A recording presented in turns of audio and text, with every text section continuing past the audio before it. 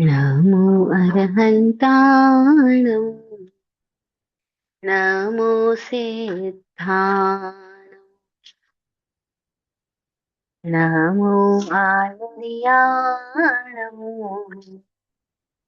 नमो वज्रायाण नमो लोहे सवसाहुणम् ऐसो पंच नमोक्कारो सर्वपावपनाशनो मङ्गलानं च सव्येसिं पढमं हवै मङ्गलम् पढमं हवै मङ्गलम्।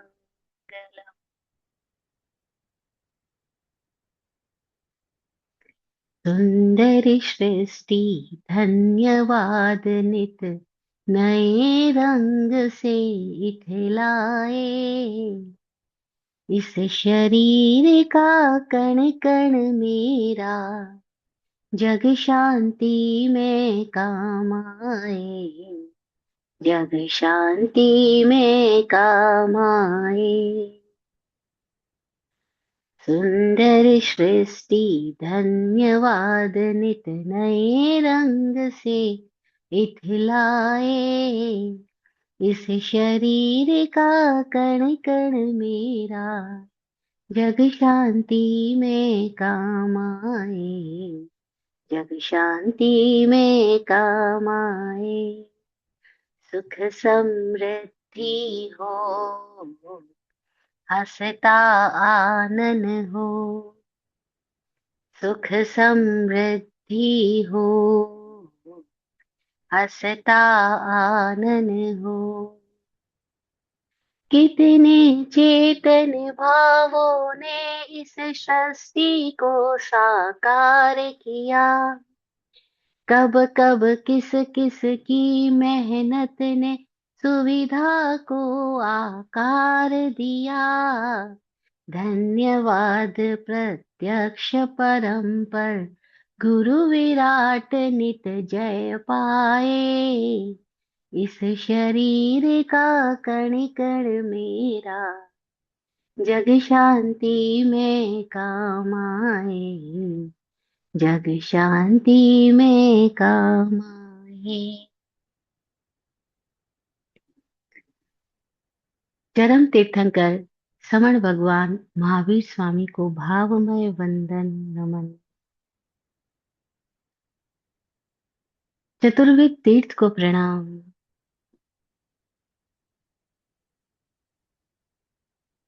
इस लोक में मौजूद समस्त गुरु शक्तियों समस्त दिव्य शक्तियों को नमन।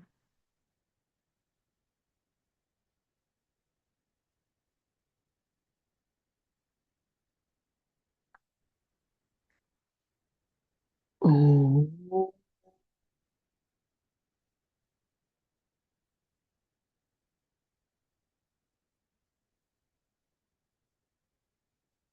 ओम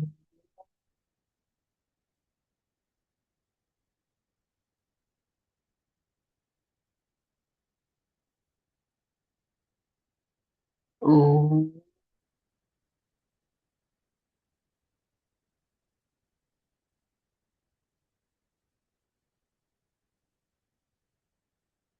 हे सिद्ध परमात्मा, आपकी कृपा से हम सबका सिद्ध स्वरूप उजागर हो उजागर हो उजागर हो। सिद्धा सिद्धिं मम दिशन्तु सिद्धा सिद्धिं मम दिशन्तु सिद्धा सिद्धिं मम दिशन्तु। आत्मज्ञानी पूज्य श्री विराट गुरु जी एवं स्वामी विकास जी को सतत प्रणाम। वाचक उमा स्वाति जी की प्रज्ञा को नमन। नॉर्थ कैरोलिना के स्वाध्याय संघ को प्रणाम।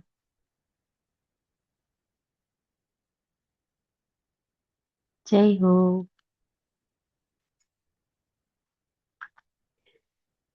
तो हम सब इस जीवन के प्रति कुछ नजरिया लेकर के ही जीते हैं। सबके पास अपने अपने नजरिए हैं, दृष्टिकोण है, अपनी कुछ धारणाएं हैं, कुछ विश्वास है, कुछ उनको प्राप्त संस्कार है, कुछ उनके भीतर से और बाहर से मिल रही उनको प्रेरणाएं हैं, इंस्पिरेशंस है, जो उनके जीवन के बहुत सारी घटनाओं को निर्धारित कर रही होती है, या कह दे जीवन की दिशा को तय करती है, जीवन में आने वाली स्थितियों के प्रभावित कर रही होती है, और स्थितियों से प्रभावित हो भी रही होती है। हम सब अपने अपने दृष्टिकोण की वजह से अलग अलग भी दिखाई पड़ते हैं, क्योंकि चूंकि सबकी धारणा विश्वास अलग अलग है, तो हम सब अलग अलग भी दिखाई पड़ते हैं। लास्ट सेशन में मैंने एक प्रश्न छोड़ दिया था, याद है या भूल गए? मैंने कहा था 1 वीक है हमारे पास, हम ध्यान रखेंगे इस बात पे। एक प्रश्न छोड़ दिया। वो एक्सपेक्टेशन के रिलेटेड था। नो। नो।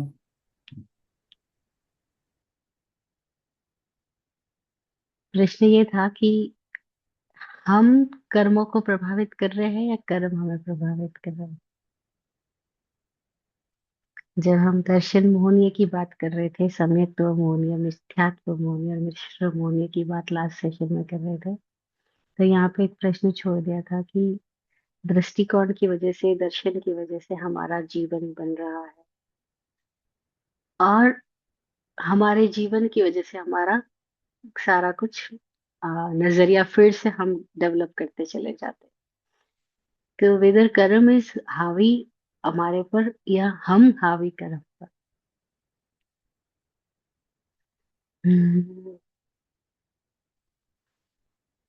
कोई बात नहीं, मुझे पता था कि हम इतने अपने आप के प्रति अभी जागरूक भी नहीं हुए हैं कि हम याद रखें।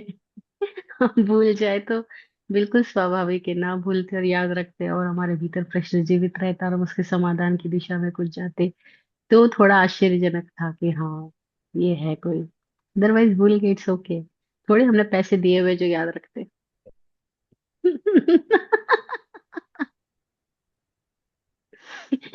आप आपके जो भी, I don't like to record in the middle, पर जो है आपके जो भी लेक्चर्स होते हैं उसमें देर इज ऑलवेज वन और टू बहुत प्रोफाउंड मैसेजेस होते हैं। पिछले वाले लेक्चर में जो है एक प्रश्न ये रह गया था कि कुछ भी करो एक्सपेक्टेशन के बगैर करो, गुरु गुरु के पीछे जाओ तो भी एक्सपेक्टेशन के बगैर जाओ। जी। सो उसमें मन हम्म। इतना बड़ा, इतना बिजी रहा है पूरे वीक में, और जो है हम्म। वो जागरूक तो अभी नहीं हुए, दैट इज 100% ट्रू।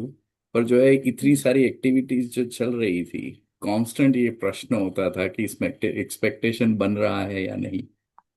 और yes. It's extremely difficult. So जो वो जो आपने मांगा था वो क्वेश्चन तो दिमाग में आया ही नहीं, पर जो उसके लिए जो सुपरफिशियल आंसर से जीते आए हैं कि भाई कर्मों की वेट करने के अगर बजाय में रह गए तो आगे कोई प्रोग्रेस होने वाला नहीं है, we just have to do our own thing. पर जो है उसको यस। जो पूरी टेक्निकलिटी और डेप्थ से जो आप समझाएंगी वो तो इसीलिए तो हम यहाँ पे बैठे हैं, आप वहां पे बैठिए। It's okay. अच्छी बात है कि कोई मैसेज हमारे भीतर जागृत रहता है और हम उसको ध्यान में रखते हुए अपनी लाइफ को निर्देश दे रहे होते हैं, इट्स गुड। तो बात ये थी कि कर्म हम पे हावी होता है या हम। तो ये बिल्कुल एग्जाम्पल जो मैंने दिया ना, कि कोई पैसा थोड़ी दिया जो याद रहेगा।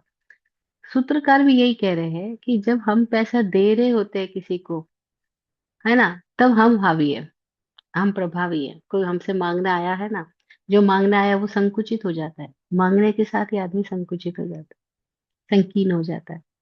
देने वाला आदमी अपने आप को फैला हुआ फील करता है। तो जब हम दे रहे होते हैं तब हम हावी है, लेकिन जब हमको वापस लेना होता है, जब दिया हुआ पैसे अगर वापस लेना हो ना हमको, तो बड़ी मुश्किल हो जाती है। क्योंकि वो जो जिसने लिया था पैसा, लेते वक्त तो उसके पास बहुत सारी मजबूरियां थी, बहुत सारी स्थितियां थी, तो वो लेके चला गया। लेकिन अब हम मुझसे वापस मांगे तो वो देने में बड़ा उसको सकुचाहट, बड़ा कंजूस हो जाता है, मना कर देता है, बहाने बनाता है। अब वो हावी हो गया। है, हम अपना ही पैसा उससे मांगने गए हैं, लेकिन अब वो हावी हो गया है ना। तो ज्ञानी जन कहते हैं कि पहले हमारी चॉइस है कि हम बंधन में जाए या ना जाए। हम कोई भी चीज को अपने ऊपर हावी होने दें या ना होने दें, हमारी फ्री विल है। First is free will, first is स्वतंत्रता, फर्स्ट हमारे पास फ्रीडम है कि हम सेलेक्ट कुछ करें ना करें, चूज करें ना करें। तो पहले कर्म हावी नहीं है। हर क्षण, प्रत्येक क्षण में हम स्वतंत्र हैं, कुछ करने या न करने के लिए, कुछ सोचने या न सोचने के लिए, कुछ बोलने या न बोलने के लिए, कुछ चुनाव करने या न करने के लिए, कोई भी तरह के प्रभाव में जाने या न जाने के लिए। हम पहले हर एक प्रत्येक क्षण में हम स्वतंत्र हैं। लेकिन अगर हमने अपनी उस स्वतंत्रता को किसी तरह से उपयोग में ले लिया, जैसे हम उपयोग में लेते ही है, हम कहते हैं चलो अब ये टीवी ऑन करते ही चैनल चलाते हैं। तो जैसे हमने कोई चैनल ऑन कर लिया, अब उसके जो प्रोग्राम्स आएंगे, अब वो हावी हो जाएंगे। तो कर्म बांधने से पहले हम स्वतंत्र है, यानी चुनाव करने से, कर्म बांधने का मतलब क्या है, चुनाव करने से पहले हम स्वतंत्र है। घटना का निर्माण करने से पहले हम स्वतंत्र हैं। लेकिन एक बार हमने अपने भीतर में कुछ डिसाइड कर लिया, या कोई तरह का अपने भीतर में कोई धारणा पैदा कर ली है, या कोई भी विश्वास पैदा कर लिया है, या कोई भी स्थिति में हमने अपने आप को इन्वॉल्व कर लिया है, इन्वेस्ट कर लिया है, अब वो धीरे धीरे स्थिति हावी हो जाएगी। तो बांधने के पहले हम हावी है, लेकिन बंधन के बाद में, यानी स्थिति डिसाइड कर लेने के बाद में, अब वो स्थिति हावी होगी, अब वो अपना कॉन्सिक्वेंसेस लेकर के आएगी। अब हमने जो भी चुनाव कर लिया वो आने ही वाला है। तो दोनों है, हम भी स्वतंत्र है, लेकिन हमने अगर अपनी स्वतंत्रता का उपयोग कर लिया, हमने उससे कुछ चुनाव कर लिया, कुछ बंधन बना लिया, कोई भी डिसीजन ले लिया, अब वो जो डिसीजन हमने ले लिया उसके कॉन्सिक्वेंसेस भोगने के लिए हम बाध्य हो जाएंगे। तो हर क्षण में हमारे पास दोनों ऑप्शन होते हैं, फ्री विल भी होता है, और कुछ ऐसा है जो फ्री विल का रिजल्ट भी आने वाला है, जो जो हमने उपयोग कर लिया उसका रिजल्ट भी आने वाला है। तो दो स्थितियां ईच एंड एवरी मोमेंट हमारे साथ में है। एक वो जो हम हैं, वो स्वतंत्र है। एक वो जो अब हमरा हमने पहले जो ध्वनियां पैदा कर दी है, उसकी प्रतिध्वनि जो लौट के आ रही है, उसके लिए हम अब स्वतंत्र नहीं है। तो प्रतिध्वनि क्या मिल रही है हमको, रिस्पॉन्ड क्या मिल रहा है, या रिएक्शन क्या हमारे चारों ओर हो रहे हैं, या हमारे से क्या क्या स्थितियां हमारे सामने आ रही है, उसके लिए हम अभी स्वतंत्र नहीं है। लेकिन हम उसमें भी फिर से चुनाव करने के लिए हम स्वतंत्र है, कि जब कोई प्रतिध्वनि लौट के आ रही है, सपोज कोई गाली मेरे को मिल रही है, तो मैं उसमें मजा भी ढूंढ सकता हूँ, संगीत भी ढूंढ सकता हूँ, गाली में गीत भी खोज सकता हूँ, अथवा मैं गाली से पीड़ित और दुखी भी हो सकता हूँ। तो दोनों बातें एक साथ है, हम स्वतंत्र भी है और हम परतंत्र भी।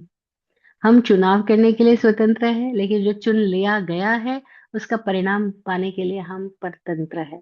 तो दोनों स्थितियां हमारे साथ में हैं। कत्थई जीवो बलियो, कत्थई कम्माई होंती बलियाई। कहीं जीव बलवान है, कहीं कर्म बलवान है। कर्म का मतलब क्या, कि जीव ने ही जो चुन लिया है, जीव ने ही जो अपने विभाव प्रसारित कर दिए हैं, वो जो उसके भीतर से विभाव निकले हैं, क्योंकि हम होश में नहीं है, तभी तो विभाव हमारे बेहोशी में निकल जाते हैं। तो उस वो बेहोशी का नाम कर्म बोला उन्होंने। क्रिया को कर्म नहीं बोला, जो हम कर रहे हैं वो कर्म नहीं बोला, वो तो क्रिया है। लेकिन जो हमारे भीतर से उठ रहा है, वो प्रमाद की स्थिति में उठ रहा है, हम प्रमाद की स्थिति में है अभी, दैट्स कॉल्ड कर्म। तो अगर हम प्रमादी है तो फिर कर्म हावी है, लेकिन अगर हम जागरूक हो गए तो फिर कर्म हावी नहीं हो सकता, फिर परिस्थिति हावी नहीं हो सकती, फिर प्लैनेट्स भी हावी नहीं हो सकते। हम जागरूक है तो वो एक लेवल तक इम्प्रेशन डालेंगे अपने, लेकिन हमको प्रभावित और पीड़ित नहीं कर सकते। तो ये दोनों में एकदम क्लियर विजन होना बहुत जरूरी है। अदरवाइज क्या हो रहा है, मैं जगह जगह हमको लोगों से मिलना जारी ही रह रहा है। कोई कोई लोग मिलने आते हैं या हम मिलने जाते हैं, हमको बुलाते हैं। तो जब वो लोग अपनी बातें रखते हैं, अपने प्रश्न रखते हैं, तो सुन के हैरानी होती है कि वे लोग इतने सालों से धर्म को, सो कॉल्ड धार्मिक बोलूंगी, उसको फॉलो कर रहे हैं, बहुत सारी फिलोसफीज में अपने आप को डेवलप कर रहे हैं, बहुत सारे लेक्चर सुनते हैं तरह तरह के। कोई किसी को सुन रहा है, कोई किसी को सुन रहा है, और यहाँ पे यूट्यूब पे भरमार है लेक्चर्स की। तो कितने सारे जैन धर्म के प्रवक्ता हैं यहाँ पे, हर तरीके के आचार्य, उपाध्याय, साधु साध्वी और दूसरे के रहस्य लोग भी, बहुत तरह के पंडित लोग हैं जो तरह तरह की व्याख्याएं कर रहे होते हैं। अब इन व्याख्याओं से लोग सुन करके प्रभावित भी हो जाते हैं और अपने अपने चीजों में कोई धारणा भी पैदा कर लेते हैं। तो कल ही एक लेडी से बात हो रही, बोल रही दादा भगवान ने कहा, फला महाराज ने कहा कि सब कुछ नियत है। हमारे मन में क्या उठेगा, वचन से क्या बोला जाएगा, कर्म से क्या होगा, वो सब कुछ नियत है, पहले से तय है, हम कुछ नहीं कर सकते। हम तो बस क्रमबद्ध पर्याय को भोगने के लिए बाध्य है, कांजी स्वामी ने ऐसा कहा। मुझे इतना खेद हुआ कि आई डोंट नो अबाउट कि कांची स्वामी ज्ञानी थे या नहीं थे या कौन क्या थे, लेकिन लोगों ने जो ले लिया, क्योंकि कहने वाला तो कहने के लिए जिम्मेदार है, लेकिन सुनने वाला तो अपने लेने पे जिम्मेदार है। तो लोगों ने जो ले लिया वो इस तरीके से ले लिया कि उन्होंने जैन धर्म को एक नियतिवादी बना दिया। उन्होंने भगवान महावीर का खाली नाम रखा और अपनी अपनी देशनाएं दे दी, अपनी अपनी बातें रख दी। और कई लोगों को अभी अभी भी हम यूट्यूब पे सुनते हैं, सामने को ऐसे वीडियो आ जाते हैं साधु साध्वी के, तो स्वामी जी ऑन करते हैं उसको, चलाते हैं। और सुनकर हमको इतनी हैरानी होती है कि ये सो कॉल्ड साधु जो हजारों लोगों को प्रभावित कर रहे हैं, अभी इनको सुनने के लिए, इनकी व्याख्यान आयोजित करने के लिए लोग कितने लाखों का खर्चा, करोड़ों का खर्चा कर रहे हैं। लेकिन जब ये लोग बात कर रहे हैं तो हमें इतनी हैरानी होती है कि नाम महावीर का ले रहे हैं, लेकिन महावीर की वाणी के बिल्कुल विपरीत बात लोगों को बता रहे हैं। बिल्कुल विपरीत बात। इसका मतलब उनकी समझ इतनी अशुद्ध है और फिर भी वो अपनी समझ को फैलाने में लगे हुए हैं। वो लोगों को ये बताए जा रहे हैं कि जो कुछ हो रहा है, हम उस पर भरोसा करें, विश्वास करें, हम प्रश्न ही ना उठाएं। अब ये उल्टी बात सिखा दी उन्होंने। महावीर ने तो कहा हर जगह विवेक का प्रयोग करना, प्रज्ञा को जगाना, पन्ना समीक्ष है धम्मम, प्रज्ञा से धर्म की समीक्षा करना। प्रज्ञा से धर्म की समीक्षा करना, समीक्षा करने का मतलब क्या हुआ? समीक्षा करने का मतलब हुआ कि जैसे कैसे एक साइंटिस्ट होता है, वो रिसर्च कर रहा है, वो इन्वेस्टिगेशन कर रहा है, वो शोध कर रहा है, ऐसे तुम शोध करना। शोध करने से बोध जागेगा। लेकिन हमारे से इतने साधु साधुओं को सुनते हैं, वो कहते हैं कि भाई आत्मा पे विश्वास करोगे तो ही परमात्मा पे विश्वास करोगे, आत्मा पे विश्वास करोगे तो ही कर्म पे, धर्म पे, सब पे विश्वास करोगे। पर आत्मा पे विश्वास करोगे, ये बात कहाँ से ले आए? महावीर भगवान ने बिल्कुल भी नहीं कहा आत्मा पे विश्वास करना, बिल्कुल भी नहीं कहा कर्म पे विश्वास करना। तो उन्होंने क्या कहा? उन्होंने कहा विश्वास मत करना, संदेह करना, प्रश्न जगाना, पूछना खुद से कि मैं कौन हूं, पूछना खुद से कि मैं कहां से आया हूं, स्वयं से पूछना, स्वयं की दिशाओं का ज्ञान स्वयं में खोजना। अब महावीर भगवान ने जहां हमको प्रश्न उठाने की प्रेरणा दी, प्रश्न जगाने की प्रेरणा दी, और लोग कह रहे हैं कि विश्वास करना कि मैं आत्मा हूं, क्योंकि अगर तुम आत्मा पे विश्वास नहीं करोगे तो परमात्मा पे कैसे करोगे? लोग कह रहे हैं कि मन वचन काया में जो कुछ हो रहा है वो सब कुछ क्रमबद्ध है, निश्चित है, होना ही है, तुम इसमें कुछ भी नहीं कर सकते, तुम खाली इसके साक्षी बन जाओ। अरे कोई बात किस लेवल पे किसको कही गई थी और हमने उसको किस लेवल पे कहाँ पे लागू कर दिया? तो बड़ी परेशानी होती है, ऐसे खेद होता है कि यार इतने सालों से लोग धर्म के क्षेत्र में जाते हैं, सुनते हैं, पढ़ते हैं, एग्जाम देते हैं, क्या क्या पदों पे आ जाते हैं, लेकिन उनकी जिंदगी में क्लैरिटी की बात जब आती है, तो तो हम कहते हैं मैं आत्मा हूँ, लेकिन जब इंजेक्शन लगना होता है तब वहाँ ये सब निकलता है।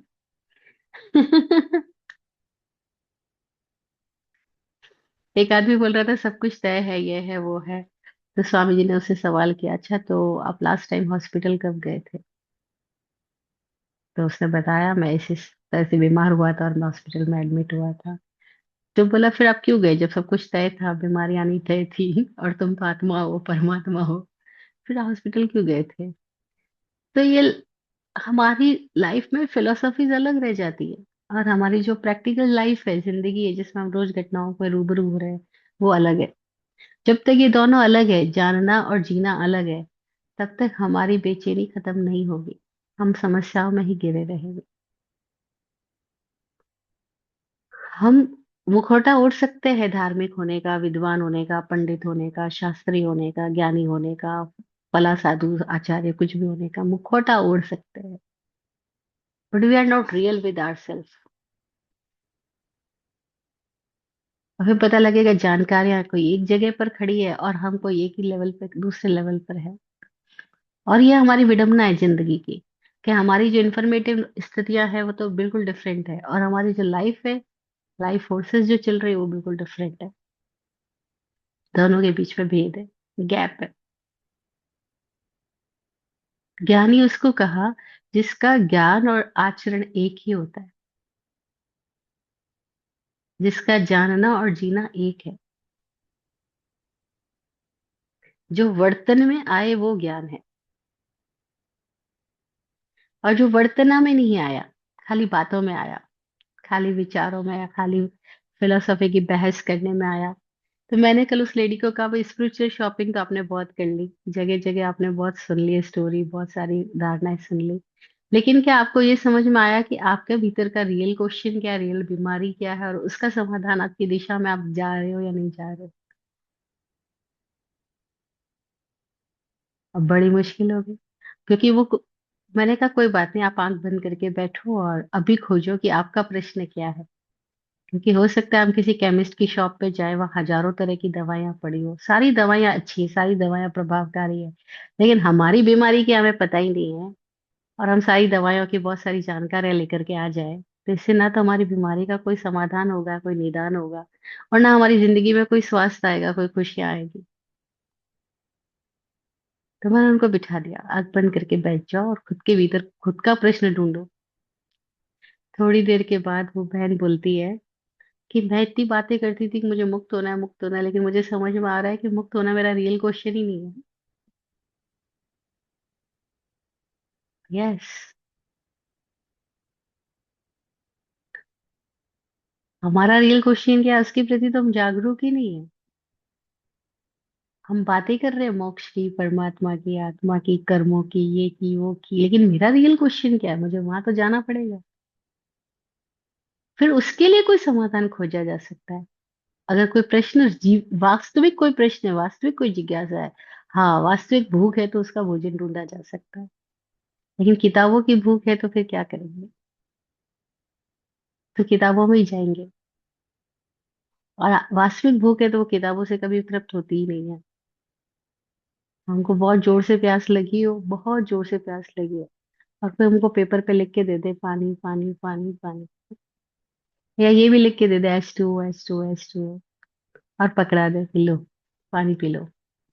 हमको इतना गुस्सा आएगा शायद उसके ऊपर, कि पागल हुआ है, तो मुझे बहुत जोर से प्यास लगी तो मुझे पानी लिख करके क्यों दे रहा है, मुझे पानी पीना है।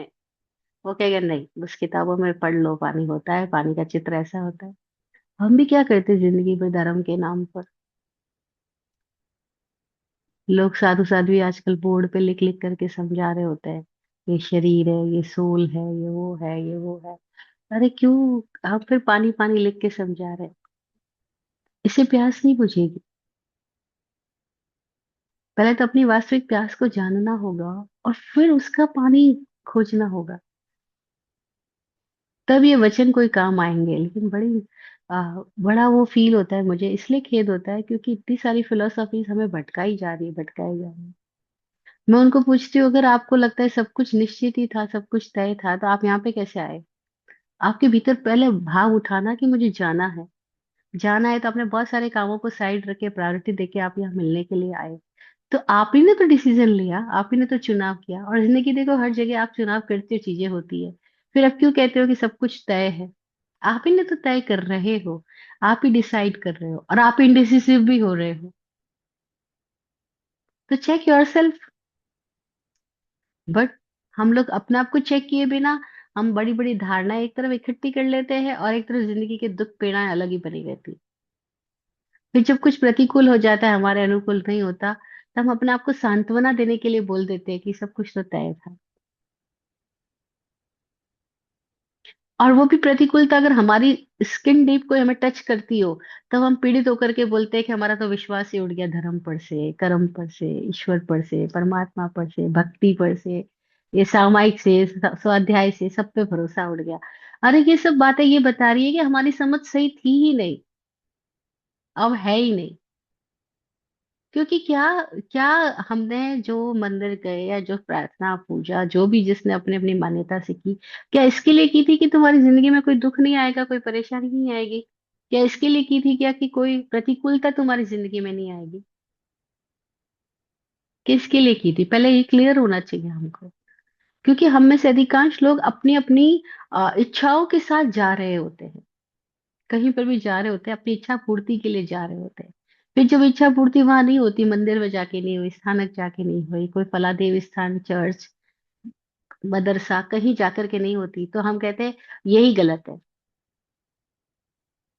हाँ, हम अपने भी कारण नहीं खोजते कि हमने कहीं रॉन्ग कनेक्शन तो नहीं पैदा कर लिए थे। और रॉन्ग कनेक्शन पैदा करने का नाम मिथ्यात्व मोहनिया, मिथ्या दर्शन मोहनिया। और वो चल ही रहा है लगातार। तो क्लैरिटी कैसे लानी होगी? पहले क्लैरिटी खुद से लानी होगी। तो उन्होंने, जिन्होंने ज्ञानियों ने बात करी, उन्होंने दर्शन मोहनियों को बताया कि अगर दर्शन मोहनीय नहीं होगा तो सम्यक दर्शन होगा। और सम्यक दर्शन का मतलब क्या है? कि अब वो व्यक्ति बाहर भटक नहीं रहा है। अब वो व्यक्ति कहीं अपने भीतर को ही खोजता हुआ, अपनी ही प्यास को, अपनी तड़प को, अपने प्रश्न की बेचैनी में उतरा है। और जब उतरा है तो वो अपने भीतर खोजता गया, क्योंकि उसको बाहर की दिशाओं का अनुभव हो गया कि वो व्यर्थ हो रही जा रही है। यानी इतना मैच्योर होने पर ही ये चीजें पॉसिबल है। इसलिए मैं कई बार कहा करती हूँ कि ये जिसको हम आज जैन धर्म कह रहे हैं, एक्चुअली जो भगवान महावीर की वाणी है, इट इज नॉट, मतलब इट इज लाइक कि हमको ऐसा नहीं हो सकता है हम पैदा होने से हम जैन हो जाएंगे। ये ऐसा भी नहीं हो सकता है कि हमने खाली कपड़े बदल लेने से हम ज्ञानी हो जाएंगे या जैन हो जाएंगे, साधु साधु हो जाएंगे। हमें पूरा अपने आप के प्रति काम करना होगा, पूरा खुद में जागना होगा। हम बाहरी विशेषणों में नहीं जा सकते हैं, उलझ नहीं सकते। बाहरी विशेषण बहुत, बस ऐसे ही जैसे किसी गेट में एंट्री करते समय गेट का महत्व होता है, बस उसी तरह से महत्व है उसका, उससे आगे नहीं। उसके अंदर जब भवन में जाएंगे तो वो गेट पीछे छूट चुका है। तो ऐसे ही ये हमारे अपने आप में प्रवेश करने के पहले की बातें, हम जैन हैं, हम हिंदू है, हम सिख है, हम स्थानकवासी, हम दे, ये सारे विशेषण पीछे छूट जाएंगे। खुद में जाना शुरू करें तो पता लगेगा, अरे मेरी स्थिति क्या है और उसका समाधान क्या है। तो ये सूत्र वहां सहायक बनेंगे, सूत्र बताएंगे कि कहाँ कहाँ हम बिगड़ रहे हैं, क्यों बिगड़े हुए हैं, और इसका उपाय क्या है, समाधान का उपाय क्या है। तो अभी हम छठे अध्याय आश्रव विज्ञान को समझ रहे हैं। ये आश्रव इतने हर तल पे वैसे देखा जाए तो आश्रव ही है। क्योंकि जब हम सो कॉल्ड सिद्धांतों में जा रहे हैं, सिद्धांतों को भी अगर पकड़ बना लेते हैं तो वो भी आश्रव है। हमने किसी की वाणी को सुना और उसकी भी पकड़ बना ली, विवेक जगाया नहीं, तो वो भी आश्रव हो गया। सत्य भी अगर बिना अनुभव के ग्रहण करके पकड़ बना लिया जाए तो वो सत्याग्रह भी हमारे लिए परिग्रह है, बंधन है।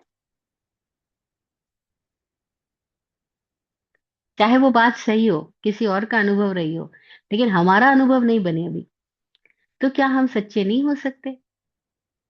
क्या हम ये नहीं कह सकते कि मैंने सुना है लेकिन मेरा अनुभव नहीं है? मैंने पढ़ा है लेकिन मेरा अनुभव नहीं है। लेकिन हम तो एकदम जल्दी से बोल देते हैं। बच्चा पूछता है कि भगवान होते हैं, हम कह देते हैं हाँ होते हैं। बच्चा पूछ लेता है महावीर स्वामी कैसे थे, हम पता नहीं क्या क्या व्याख्या कर लेते हैं। बच्चा पूछता है धर्म क्या है, कर्म क्या है, हमें नहीं पता है तो भी हम पता नहीं क्या क्या प्रवचन दे देते हैं। हम वह नहीं कहते कि मैं नहीं जानता हूँ, हम मिलके खोज कर सकते हैं। मैं भी नहीं जानता अभी तक आत्मा क्या, परमात्मा क्या, मैंने वर्ड सुने हैं। लेकिन हाँ, इस दिशा में जाया तो जा सकता है। चलो हम खोजते हैं। लेकिन हम इतने ईमानदार नहीं होते कि हम अपने अज्ञान को स्वीकार कर लें। हम अपनी धारणाएं तुरंत आगे दे देते हैं, बिना जाने की ये धारणाएं मेरा अनुभव नहीं है। और ये ईमानदारी के अभाव में, चूंकि हम ईमानदार खुद के साथ होते ही नहीं, इसलिए हमारे भीतर ओपनिंग नहीं होती। और जब ओपनिंग नहीं होती तो कैसे ज्ञान प्रकट होगा? कैसे हम सत्य की दिशा में आगे बढ़ेंगे? और फिर पूरी जिंदगी ना जाने हम कैसे कैसे सिद्धांतों के अंबार तो इकट्ठे कर लेते हैं, लेकिन भीतर की बेचैनी और अतृप्ति वहीं खड़ी रह जाती है। जब मृत्यु आती तो पता लगता है कि अब शब्द स्मृतियां सब गायब हो गई, लेकिन मेरे भीतर में जो चेतना है वो विराट नहीं हुई। वो दुखी होके जा रही है, वो कहीं अटक के जा रही है। तो बस मृत्यु हमारे सामने एकदम सारे चिट्ठे खोल देती है कि भाई साहब क्या किया जिंदगी भर। और वो मृत्यु हर रोज आती है। हर रोज जब हम नींद में जा रहे होते हैं, एक छोटी मौत होती है। और तब देखो हम नींद में जब जा रहे होते हैं तो कैसे सारी धारणाएं, सिद्धांत, संबंध, रिश्ते, मान्यताएं, अपेक्षाएं, दुख, पीड़ाएं, इन सब में हमारे साथ क्या जा रहा होता है। अक्सर लोग परेशानी में ही सो जाते हैं, पीड़ा को याद करते करते सो जाते हैं। और जिस पीड़ा को याद करते सो जाते हैं वे भूल, उनको ये नहीं पता कि वो पीड़ाओं को वो कई गुना बढ़ा रहे होते हैं नींद में।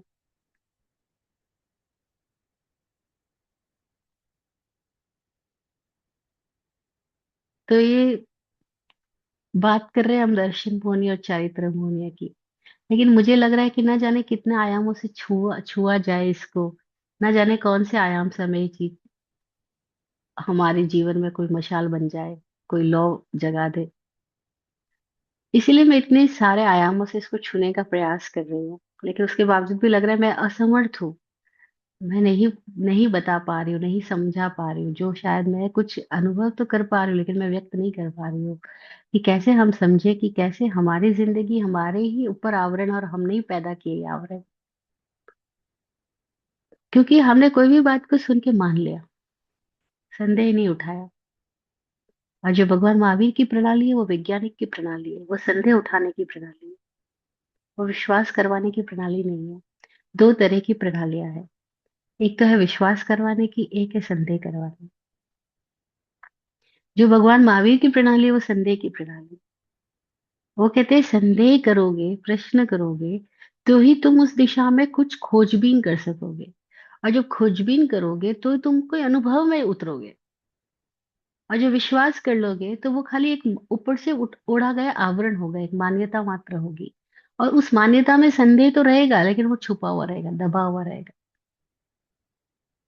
और मान्यता अनुभव नहीं बनेगी। संदेह तुम्हें कोई एक दिशा में लेके जाएगा, संदेह में तुम्हें कुछ करना पड़ेगा, कुछ बदलना पड़ेगा, कोई ट्रांसफॉर्मेशन हो सकेगा। तो अभी दिक्कत क्या हो गई कि संदेह जिस जगह जरूरी है वहां हम नहीं कर रहे हैं।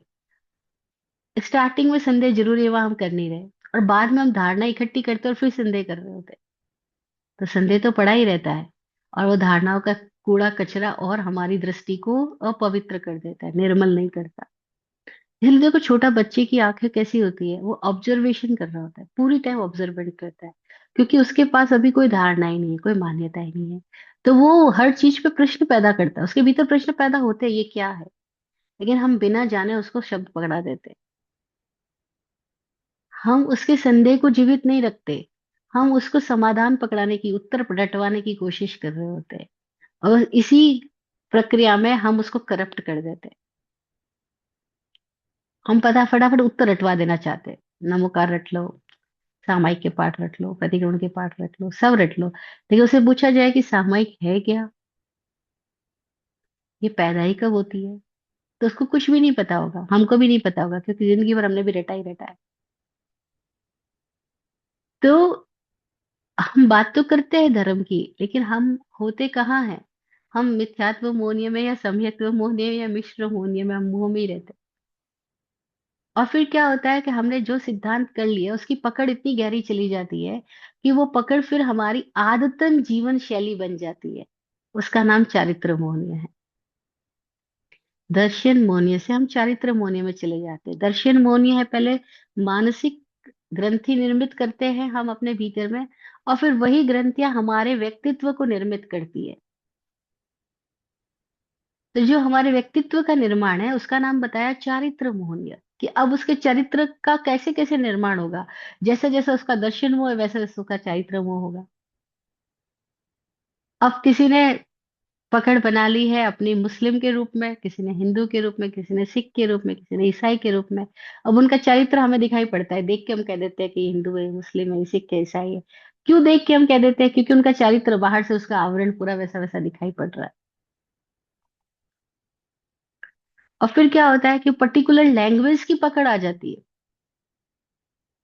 किसी को इंग्लिश की पकड़ आ गई, किसी को उर्दू की आ गई, किसी को पंजाबी की आ गई, किसी को सिंधी की आ गई, किसी को हिंदी की आ गई, किसी को मराठी की आ गई, किसी को कन्नड़ की आ गई, तमिल की आ गई। और वो अपनी अपनी भाषा की इतनी गहरी पकड़ हो जाती है, अपनी उनको दूसरी भाषा आ भी रही है, उनके लिए सहज नहीं होंगे। वो अपनी भाषा का आग्रह इतना गहरा हो जाएगा उनके भीतर में। फिर भाषा का आग्रह, सभ्यता का आग्रह, शैली का आग्रह। और वो जो शैली और भाषा सभ्यता का आग्रह होता है, वो इतना हावी हो जाता है कि आदमी को गौण कर देते हैं हम, और हमारे आग्रह इतने ऊपर उनके ऊपर लादना शुरू कर देते हैं। नहीं, हम देखते हैं लोग एक सिंबल के लिए लड़ाई कर लेते हैं। एक प्रतीक बनाया उन्होंने, कोई चीज का सिंबल बनाया।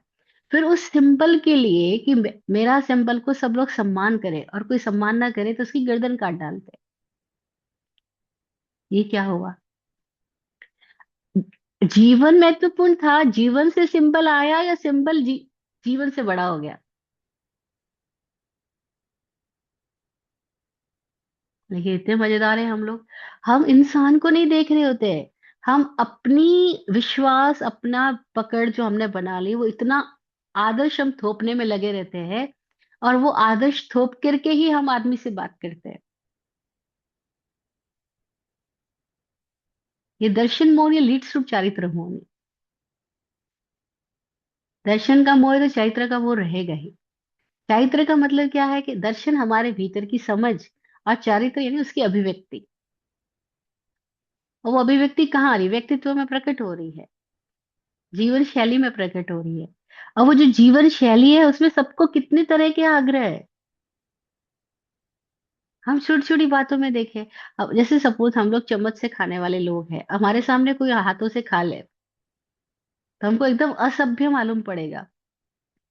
हम हमारा आग्रह हम उसके ऊपर लादने की कोशिश करेंगे। अरे तुम चम्मच से क्यों नहीं खा रहे हो? ये क्या असभ्यता, अशिष्टता है कि तुम हाथ से खाना खा रहे हो? क्योंकि हमारे भीतर चम्मच की पकड़ आ गई। तो कोई दूसरी तरह के लोग हैं, इसके ऑपोजिट लोग भी है। हम देखो, छोटी छोटी चीजों के लेकर के, जीवन शैली को लेकर के सब जगह झगड़े मिलते हैं। हस्बैंड वाइफ में झगड़ा क्यों है? तुमको चादर ऐसे रखनी चाहिए थी, कपड़े वहां रखने चाहिए थे, सामान को ऐसे नहीं ऐसे रखना चाहिए था। अब इस अच्छा ठीक है, लेकिन इसका आग्रह क्यों? लेकिन ये आग्रह हर तल पे काम कर रहा होता है। फिर हम पूजा के स्थानों के लिए आग्रह करते हैं, पूजा ऐसे नहीं ऐसे करनी चाहिए। अब देखो, दिगंबरों में झगड़े खाली इस बात के लेकर के है। अलग अलग समुदाय, आमनाएं बन गई, संप्रदाय बन गई। एक कहता है फूल चढ़ाने चाहिए, एक कहता है फूल नहीं चढ़ाने चाहिए। एक कहता है चावल रखने चाहिए, एक कहता है चावल नहीं रखने चाहिए। मतलब कैसे पागल से लोग नहीं है। और हमको अपना पागलपन भी दिखाई नहीं पड़ता। पूजा की शैली, पूजा की पद्धति ऐसी नहीं ऐसी हो, इस बात के लिए संप्रदाय खड़े हो गए।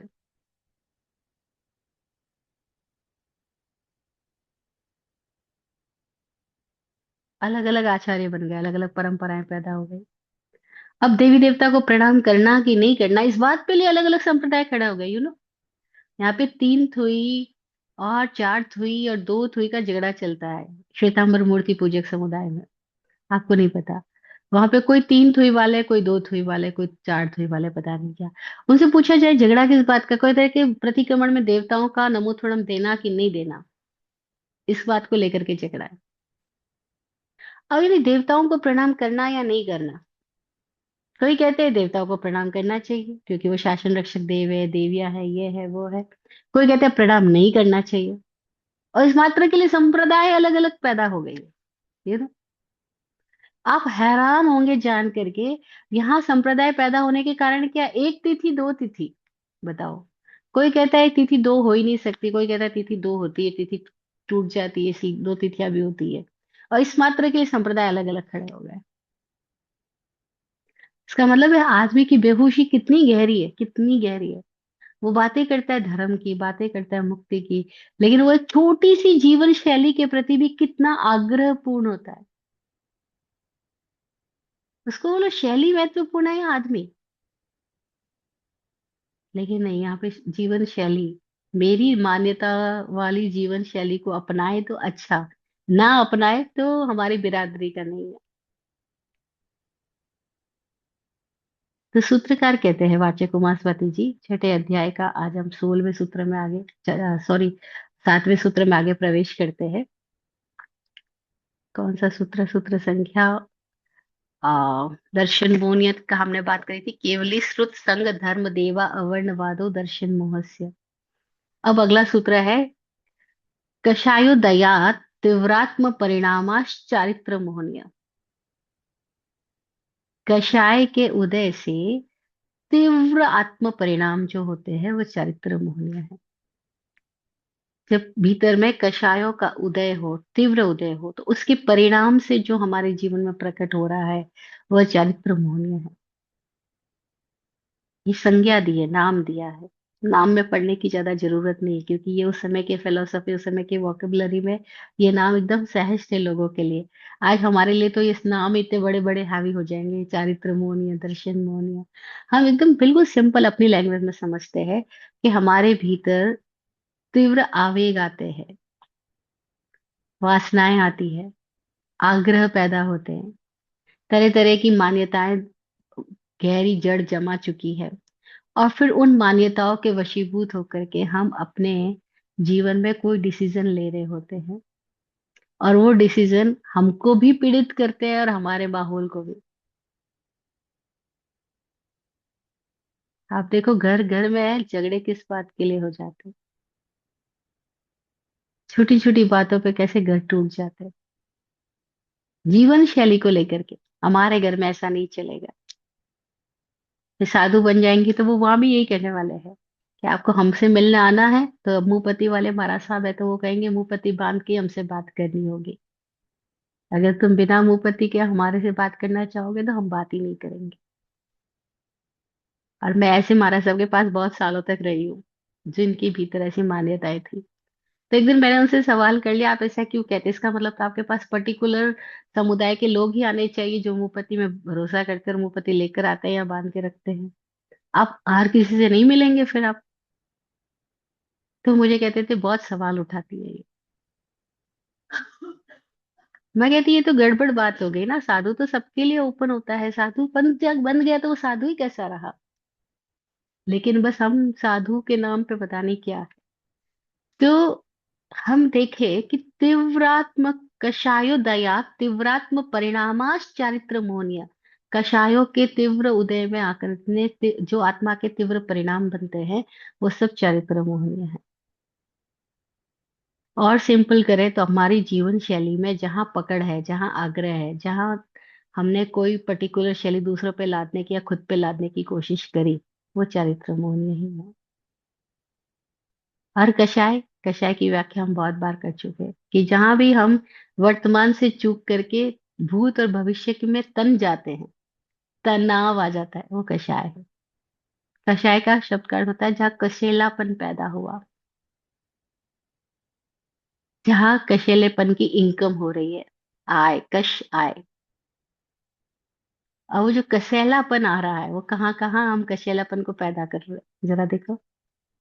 मैंने देखा है कई घरों में, कई जगह पर, घर की बात नहीं, हर एक जगह पर हम किसी दूसरे की उपस्थिति को देख देख करके परेशान हो रहे होते हैं। सपोज आप ऑफिस में बैठे हो और कोई एक ऐसा बंदा आता है, आपको उसका लहजा, उसकी शैली नहीं पसंद है। अब आप कुछ बोलोगे तो नहीं, लेकिन आपके भीतर स्टोरी चलती रहेगी, ये देखो फिर ये आके बैठा, इसने फिर डिब्बा वैसे ही खोला, देखो ये काम करते समय कैसे बार बार मोबाइल देख रहा है। अरे वो कुछ भी कर रहा होगा, लेकिन हम क्यों उसको देख देख के परेशान हो रहे होते हैं? लेकिन हमको जैसे किसी और की प्रेजेंस को देख करके हमारे भीतर लगातार स्टोरी चलती रहती है, इन्होंने ऐसे कपड़े क्यों पहने, ये ऐसे खाना क्यों खाते, ये इतना क्यों खा जाते, ये हमारे भीतर स्टोरी चालू ही रहती है, चालू ही रहती है, चालू ही रहती है। हम दूसरों का लेखा जोखा, जैसे हमने एक मशीन अपने भीतर फिट कर दी है जो पूरी टाइम दूसरों का लेखा जोखा कर रही होती है।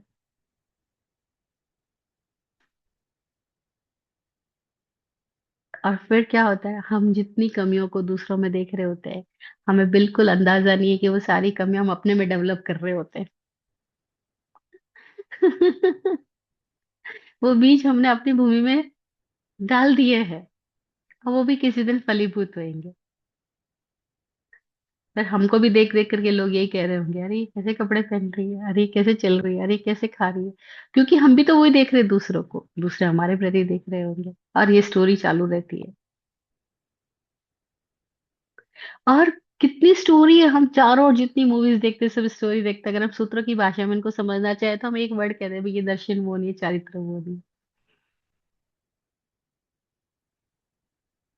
पर ऐसा होता है, हमारे भीतर जब मोह का तीव्र आवेग आता है, तो हम अपने विवेक को नहीं जगाते, हम उस आवेग में ही बह जाते हैं।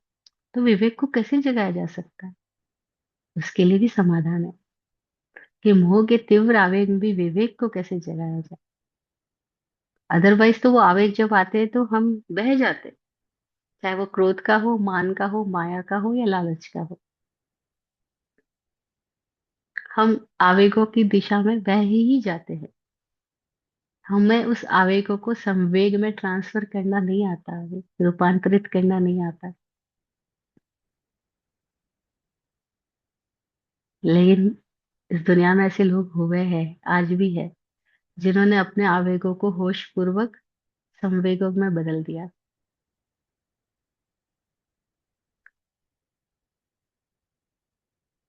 देखो कैसे लोग रचनात्मक होते हैं, कैसे सृजनात्मक होते हैं। किसी के जहाँ पे पानी का लीकेज हो रहा है, उसने वहां पे बगीचा पैदा कर दिया। ये पानी का लीकेज तो हो ही रहा है, तो इसका सदुपयोग कर लो, या बगीचा निर्मित हो सकता है। देखो ये सृजनात्मकता क्या है, कि जो चीज गड़बड़ी हो रही है उसको हम कैसे उसको क्रिएटिव यूज कर सकते हैं। ऐसे हमारे भीतर क्रोध है, मान है, अगर ये विध्वंसात्मक आवेग है, तो हम इनको सृजनात्मक स्थिति में कैसे ढाल सकते हैं? वो समझ आ जाए तो चारित्र मोन ही बदल जाएगा। ये चारित्र शुद्धि हो जाएगी, चारित्र संयम पैदा हो जाएगा। लेकिन अभी वो स्थिति नहीं है, तो ये सूत्र क्या कह रहा है, कि कषायोदयात, कषाय के उदय से तीव्रात्म परिणामाश चारित्र मोनि, जो तीव्र आत्म परिणाम हो रहे हैं वो चारित्र मोनि है।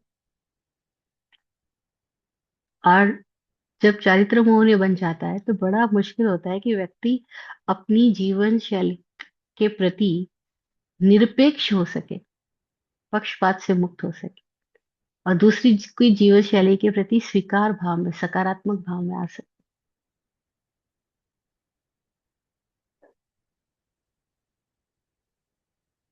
सबकी अलग अलग जीवन शैली, हम सबका आदर करें और अपनी जीवन शैली का आग्रह ना करें।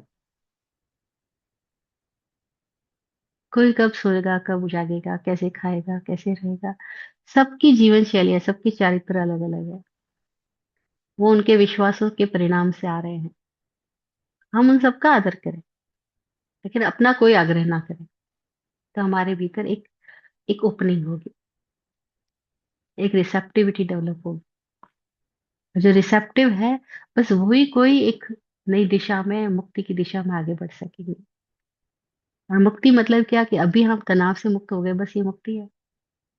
अदरवाइज वही सिचुएशन में हम तनाव से भारी रहते, बोझिल रहते, तो बंधन में चले जाते। लेकिन वही स्थिति के अंदर हम इजी हो गए, इट्स इजी।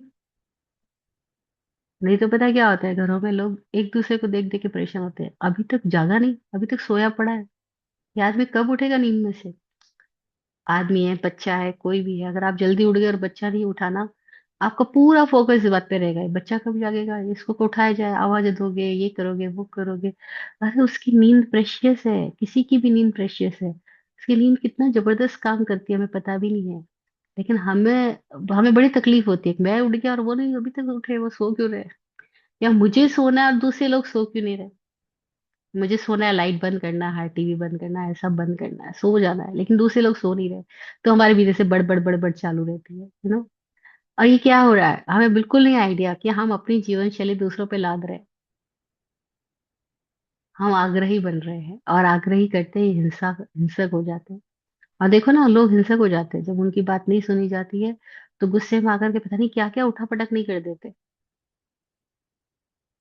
उठा पटक कर देते हैं, सामानों को उठा के पटकने लग जाते हैं, इंसानों के ऊपर ही लात मारने लग जाते हैं, गाली गलौज करने लग जाते हैं, हाथ उठा देते हैं। ये उठा पटक कितना गहरा चलता रहता है। तो ये सब क्या हो रहा है? सूत्रकार कहते हैं सब दर्शन मोहनी और चारित्र मोहनी है। एक लड़की किसी लड़के को प्यार कर रही है, घर वालों ने एक्सेप्ट नहीं किया उसके प्यार को, तो चोरी छुपे जाके मिलने लगी।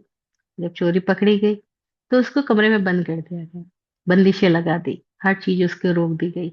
अब जब रोक दी तो उसके भीतर की कामनाएं क्रोध में बदल रही है।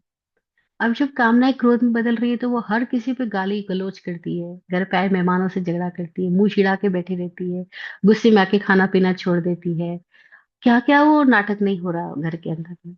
फिर एक दिन वो इतना ज्यादा, घर वाले घर वाले उसके गुस्से के साथ करुणापूर्ण नहीं है, प्रेमपूर्ण नहीं है, वो फिर अपना आग्रह लाते हैं, अपना क्रोध उन पे डालते हैं, वो दूसरों की कमियां बताते हैं। उसको इतना गुस्सा आता है तो एक दिन घर से भाग जाती है, भाग के उस लड़के के पास जाती है कि मुझे तुमसे प्यार है, तुमको भी मुझसे प्यार है, तो शादी कर लेते हैं। लड़का बोलता है ऐसी शादी नहीं करनी है, मैं घर पे आऊंगा, तुम्हारे मम्मी पापा को मनाऊंगा, तुम इस तरह से अगर आ जाओगी तो पूरी जिंदगी हमको ताने सुनने पड़ेंगे, रहने दो, ऐसे तो नाम भी खराब होगा, रहने दो अभी, मैं आऊंगा। लड़की कहती है मतलब तुम भी धोखेबाज निकले। अब लड़का कुछ और कह रहा है लेकिन लड़की की अपेक्षा पूरी नहीं हो रही है, क्योंकि लड़की की इस समय की अपेक्षा कुछ और है। तो वो लड़के के ऊपर ब्लेम करते हैं, अच्छा तुम भी धोखेबाज निकले। तो वो वहां से भी तुनक करके, क्योंकि गुस्से से भर के आई थी, गुस्से से भर के लौट जाती है। अब लौटते हुए इतनी तनाव से भरी हुई है और रास्ते में किसी गाड़ी से टकराती है और accident, and the other situation, है ना। अब आगे से आगे हम स्टोरी देख रहे हैं। अब ये सारी स्टोरी क्या बता रही है? कषायोदयात तीव्रात्म परिणामाश चारित्र मोहनीय। कषाय के उदय में तीव्रात्म परिणाम, आत्मा के तीव्र परिणामों में ये चारित्र मोहनीय होगा। वो अपने पर्टिकुलर स्थिति के प्रति मोह से ग्रस्त होने की वजह से बाकी चीजों के प्रति देख ही नहीं पा रही। कोई क्या कह रहा है वो हम नहीं सुन रहे होते हैं, हमारे भीतर के आवेग हमको क्या अर्थ पैदा करवाते हैं हम वो सुन रहे होते हैं। और हमने पहले से मान्यता बना ली होती है कि मम्मी पापा तो मेरा सुख चाहते ही नहीं है, अब वो जो भी बोलेंगे हमें खिलाफत ही लगेगी। हमें लगेगा मम्मी पापा मेरा खिलाफ कर रहे हैं, मेरे विरोध में ही बोल रहे होते हैं। और फिर किसी को कोई आदत है, किसी को कोई आदत है, किसी को बीड़ी सिगरेट की है, किसी को ड्रग्स की, किसी को शराब की है, किसी को मोबाइल रात भर चलाने की है, किसी को कुछ देखने की, किसी को कुछ करने की है, जिसको जो आदत है। फिर किसी को कोई आदत है और कोई उसकी आदत के खिलाफ है।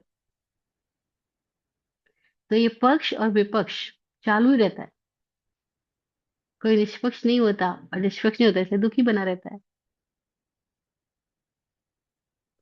हम खुद के प्रति भी निष्पक्ष नहीं है इसीलिए हम दूसरों के प्रति भी निष्पक्ष नहीं है। हम खुद में विवेकपूर्ण नहीं है इसलिए हम दूसरों के प्रति भी अविवेकपूर्ण ही डिसीजन ले रहे होते हैं।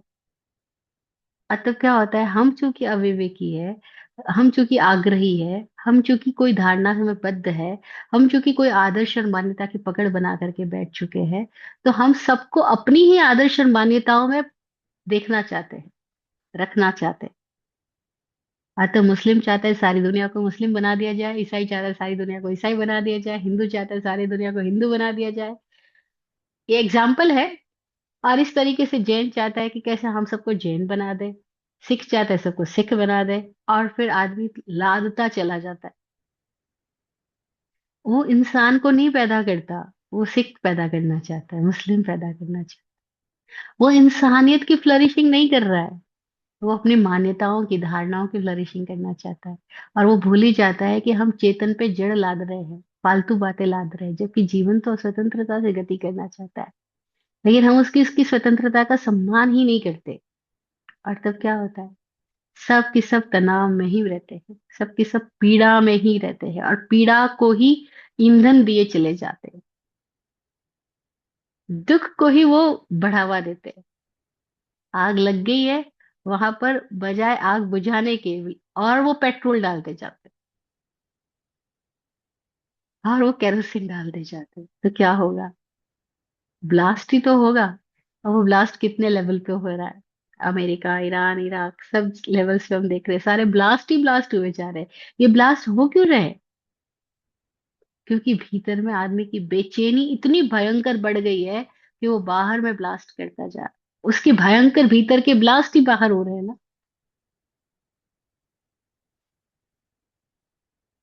तो सूत्रकार कहते हैं कषायो दया तीव्रात्म परिणामाश्चारित्र। कषाय के उदय से ये आत्मा के तीव्र परिणाम चारित्र मोह करवाते हैं। और उसकी जीवन शैली गड़बड़ होगी क्योंकि उसके भीतर की धारा गड़बड़ हो गई है। भीतर की धारा बिगड़ गई है तो बाहर जो प्रकट होगा वो क्या होगा? एक्सीडेंट ही एक्सीडेंट होगा। भीतर की धारा बिगड़ गई है इसलिए। तो हम भीतर की धाराओं को कैसे शुद्ध कर सकते हैं, वो हमें समझना। क्योंकि बाहर तो उसका प्रकट रूप आ रहा है, अभिव्यक्ति आ रही है, लेकिन अभिव्यक्ति के पीछे कुछ और है। एक्शन के पीछे कुछ और है। कोई इमोशन काम कर रहे हैं जो इस एक्शन को लीड कर रहे हैं। कैसे हम उन इमोशंस के प्रति हम सजग हो सकते हैं? कैसे हम उनको बदल सकते हैं? उनको बदलने की कोई कीमिया है? हाँ है। वही बात हमारे लिए जानने योग्य है, लेकिन उसको जानने के पहले हम अपनी बीमारी को तो जान ले कि हमारे भीतर की परिणामों की धाराएं कैसे कैसे हमारे जीवन के प्रवाह को बिगाड़ रही है, और कितने लेवल्स पे हम काम करना होगा हमको। तो सूत्रकार सूत्र तो छोटा सा दे रहे हैं, लेकिन इसकी व्याख्या में जाए तो बहुत बड़ी व्याख्या होती है। क्योंकि जब दर्शन मोहनियों के हमने तीन भेद समझे, सम्यक्त्व मोहनिया, मिथ्यात्व मोहनिया और मिश्र मोहनिया, ऐसे उन्होंने चारित्र मोहनिया को भी बहुत सारे भेदों के साथ समझाया है। वो कहते हैं चारित्र मोहनिया के भी मोटा मोटी दो भेद है, कषाय चारित्र मोहनिया और नो कषाय चारित्र मोहनिया। फिर उन्होंने कषाय चारित्र मोहनिया के भी आगे चार भेद किए, 16 भेद किए। कहते हैं कषाय चारित्र मोहनिया के भी चार भेद है, अनंत अनुबंधी कषाय चारित्र मोहनिया, अप्रत्याख्यानी कषाय चारित्र मोहनिया, प्रत्याख्यानावरण कषाय चारित्र मोहनिया और संज्वलन कषाय चारित्र मोहनिया। ये चार भेद किए। फिर इन चारों के वापस चार उपभेद हो गए, क्योंकि हर के सबके साथ में क्रोध, मान और माया और लोभ, ये चार जोड़ दिए हैं।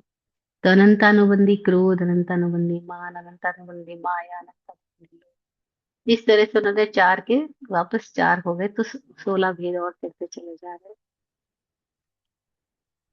और नौ कषाय मोने के नौ भेद है। नाम नौ कषाय इज डिफरेंट और नौ भेद होना एक डिफरेंट है। दोनों एक नहीं है, क्योंकि नौ कषाय में नाइन नहीं है। नौ कषाय मतलब नाइन कषाय नहीं है। हालांकि इसके भेद नौ ही है, नाइन है, लेकिन नौ कषाय का मतलब नाइन नहीं है।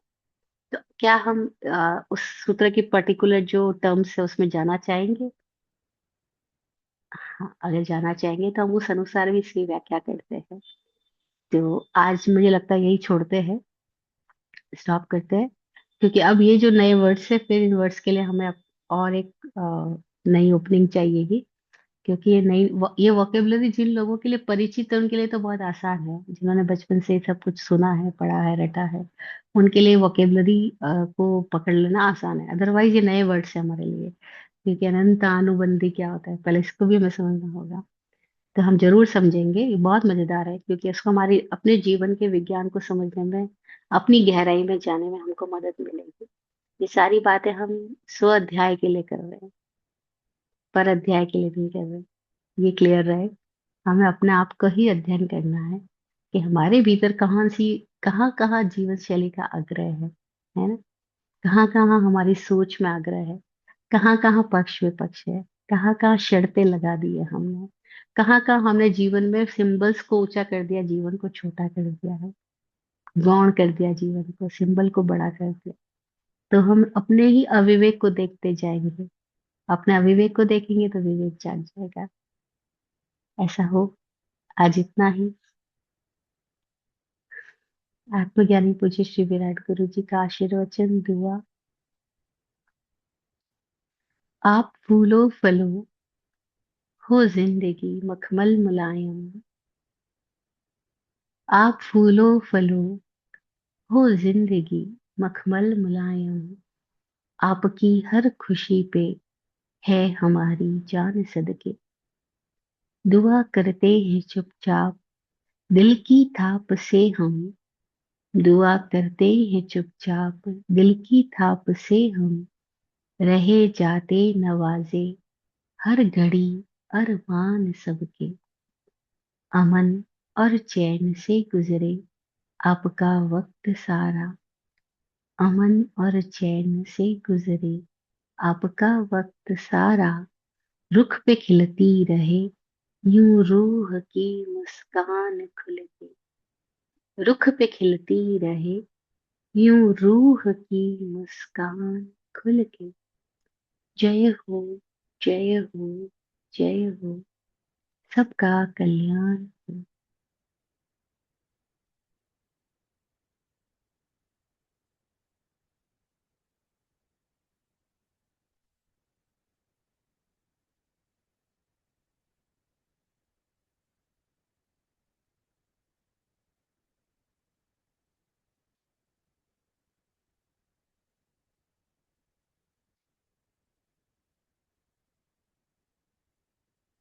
ओम शांति। ओम शांति।